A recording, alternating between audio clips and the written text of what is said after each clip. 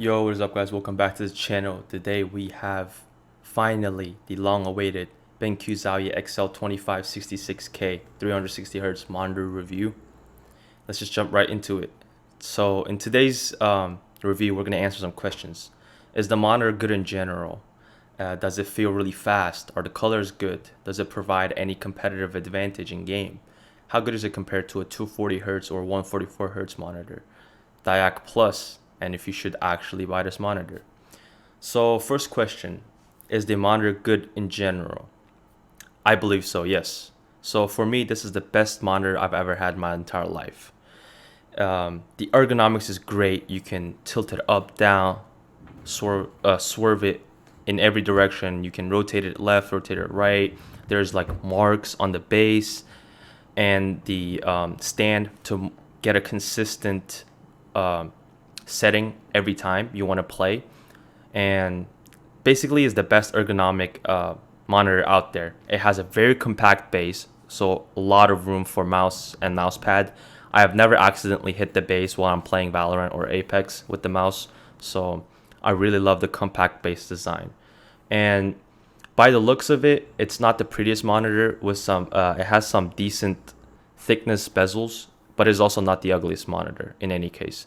It is for competitive FPS gamers, so it doesn't actually wants to be the most aesthetic monitor. It just wants to be the best performing. But I think they did a good job of keeping the monitor externals clean and very classy. So there are some buttons on the back. There's mainly two rotational buttons, a knob, and then on and off button. So I have the two rotational buttons set to changing modes from FPS 1 and standard. So FPS 1 is the mode I use while gaming, and then the standard is what I use when I'm just browsing the web, watching YouTube videos, or watching movies. And then there's the knob. You can use the knob to scroll around the settings. So in the quick change, I have the mode, DyAc Plus, brightness, and black equalizers in the quick menu. And then you can click on menu again to go into more detailed settings. So there's all kinds of different preset modes, FPS 1, 2, 3, gamer 1, 2, 3, movie, and standard. And then there is color, there's black equalizer, color vibrance, low blue light, gamma settings, and color temperature settings. There's also DyAc Plus settings. I have it set to premium. And then brightness, contrast, sharpness, and AMA, which I set to high.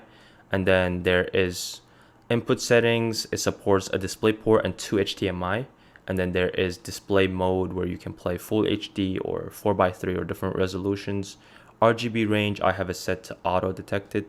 And then you can change what the two rotational keys does. I have them both set to mode, so I can switch from FPS 1 to standard where I'm in and out the game. And then there's the quick menu. I have it just the default mode, DyAc Plus, brightness, and black equalizer.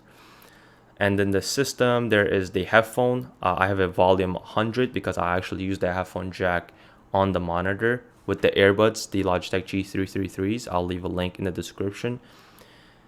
It's been really good. The audio is perfect for any Valorant, Apex, or FPS games, or any games in general. And that is it for the settings. That's about it. So on the outside, a very clean, classy monitor. Nothing to complain. Now let's see, is it actually fast? Yes, it feels very fast because I'm coming from a 144Hz monitor.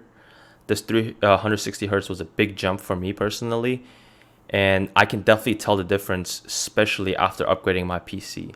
So this is what I wanted to talk about. So before I upgraded my PC, when I just got the monitor, I had a 2070 with a Ryzen 7 3700X, and I was getting around 230 frames in Valorant and around 200 frames in Apex as well. Those are the two main games I play.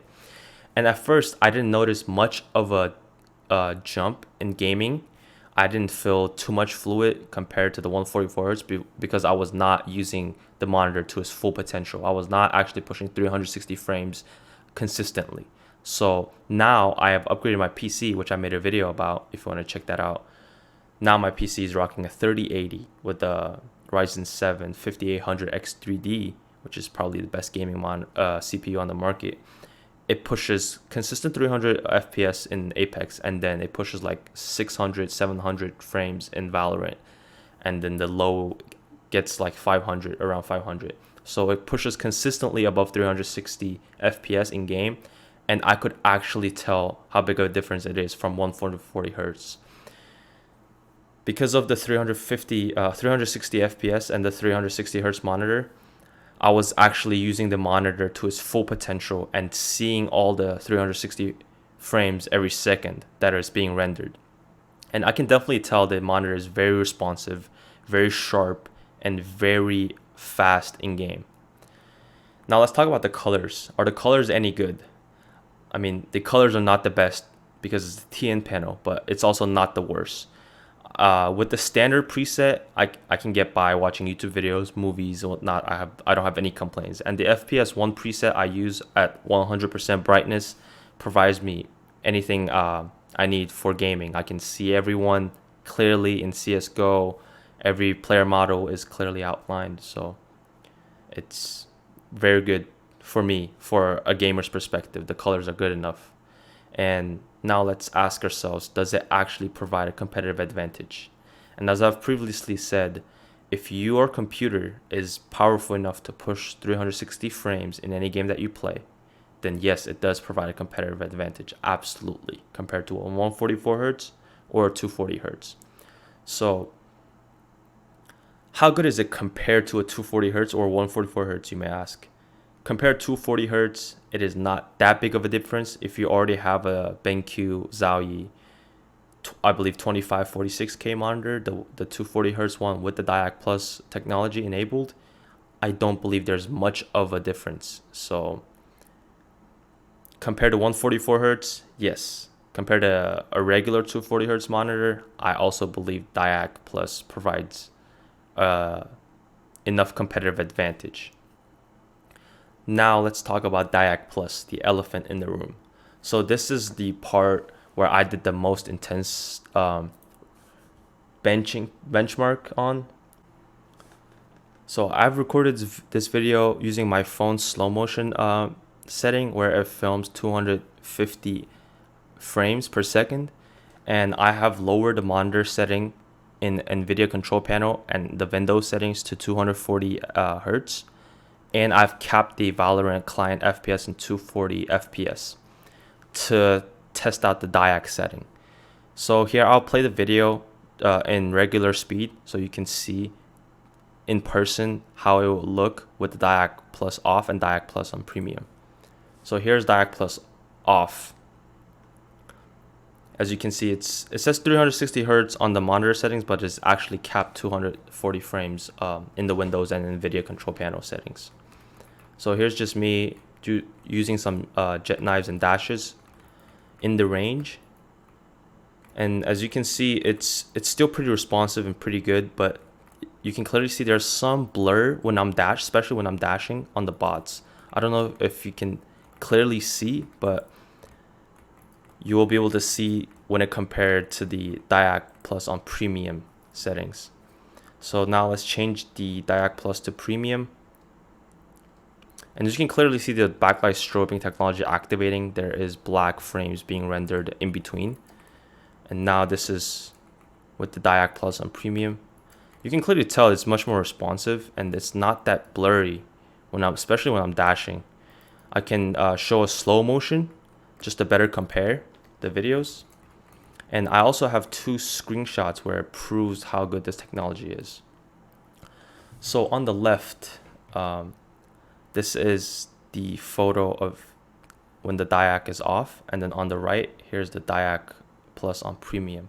And if you look at the jet hands and gloves, you can clearly see there's ghosting on the fingers, on the index finger, thumb, and middle finger. And there's heavy ghosting on the gloves and the arm. And if you look at the bot that's closest to jet, there is an outline, clear outline of ghosting. Now, if we look at the picture where the DyAc Plus is on premium, you can clearly see all of her fingers, no ghosting. There's a little bit of ghosting on the thumb, and then there is no ghosting on the gloves at all, and then there is no ghosting on the arms. There's a little bit of a white outline at the bottom, And then if you most importantly look at the bots, there is no outline on any of the bots when dashing. So there is no ghosting on the bots when I'm dashing as Jet. So as you can see, the technology is not a gimmick. It's not a marketing scheme. It's actually a good technology that's doing its work of reducing blur and motion blur when there is stuff, high speed stuff going on your screen. So DyAc Plus is best when you're playing a game that's chaotic. Let's say I'm playing Apex and then the zone is closing down. There is ults being thrown, nades being thrown. There's just a lot of stuff going on. That's when DyAc Plus does its best. And when I'm in Valorant holding an angle, there's not that much going on. It's the same whether it's off or on premium. But however, if I'm Jet, if I'm smoking, dashing in, there's chaotic stuff going on, utilities, ults everywhere, neon dashes, flashes, then DyAc Plus actually gets activated. Then you can see the images more clearly when there is chaos on your screen.